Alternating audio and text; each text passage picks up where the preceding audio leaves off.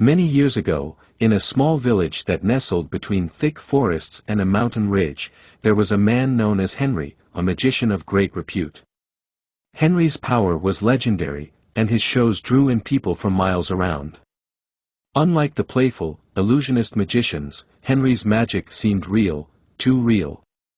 Whispers floated about that his magic wasn't just a craft of tricks but something darker, something sinister. Henry was secretive, his eyes always a bit too intense, his words always holding layers of meaning. It was said that he dabbled in ancient forbidden arts, that he communed with forces beyond the natural world. One night, during one of his final performances, he did something that no one had ever seen before, a decapitation trick. He promised the crowd he would sever his own head and survive. At first, people cheered, but as Henry performed the act, slicing through his own neck with a knife forged from black metal, something went horribly wrong. There was no illusion, no sleight of hand. Henry's head rolled onto the stage with a sickening thud. His body crumpled lifelessly. The crowd screamed in terror, fleeing into the cold night air, leaving behind only the dead magician, his body and severed head lying on the blood-stained stage. But Henry didn't stay dead. Days after the tragic accident, villagers began reporting strange happenings around the town. It started with simple things: chilly drafts indoors, odd shadows moving in the corners of rooms. Then, things became more disturbing. One woman, a local seamstress, swore she saw Henry standing in the corner of her room, headless but somehow watching her, his hand reaching out in the darkness. His presence grew in the village, and the more people who claimed to see him, the more powerful his ghost became.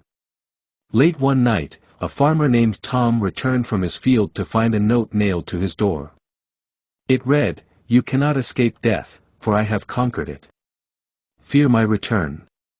When he turned around, there stood Henry, his black robes swaying as if blown by an invisible wind, his severed head hanging from his hand.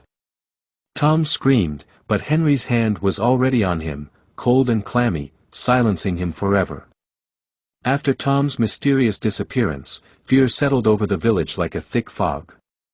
The villagers knew Henry's spirit had not only lingered but had become something far worse than the man had been in life. He was now a vengeful specter, and his spirit was more dangerous than ever. Some villagers tried to leave, thinking they could outrun the magician's curse. But Henry followed them wherever they went. Stories of his haunting spread. He would appear at night, his hand outstretched, holding his severed head like a twisted lantern.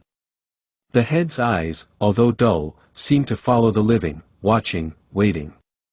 One evening, a young priest, Father Daniel, arrived in the village. The villagers, desperate for salvation, pleaded with him to perform an exorcism. The priest, brave but naive, agreed, thinking he could easily rid the town of the spirit. He led a small group of villagers to Henry's dilapidated home deep in the woods, where the magician had once lived. The house was a rotting shell of its former self. Creaking and groaning as if alive, it seemed to breathe with the same dark energy that had cursed Henry. The group ventured inside, the air thick with decay, and candles flickered wildly in the gusts of unnatural wind. At the center of the living room stood a grand, dust-covered mirror. Father Daniel knew that mirrors often acted as portals for spirits. Chanting prayers, he sprinkled holy water over the frame. The wind howled, but there was no answer. The priest turned to leave, thinking the exorcism had failed, but then a slow, wet scraping sound echoed behind him. The villagers froze in terror as the mirror's surface shimmered, revealing the dark, twisted figure of Henry. He emerged slowly, his body headless but towering, his hand clutching his severed, rotting head.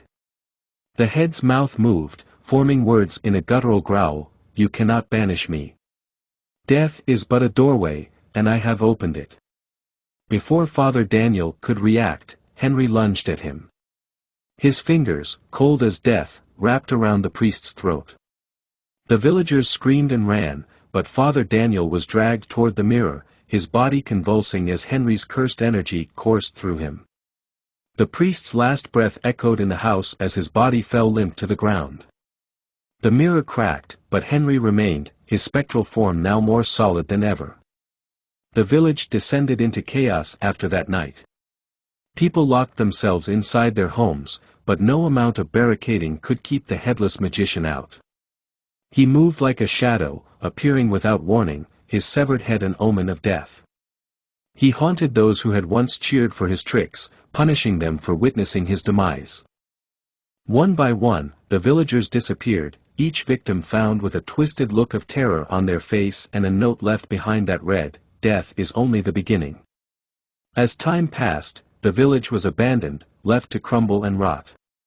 But the legend of Henry, the Headless Magician, remained.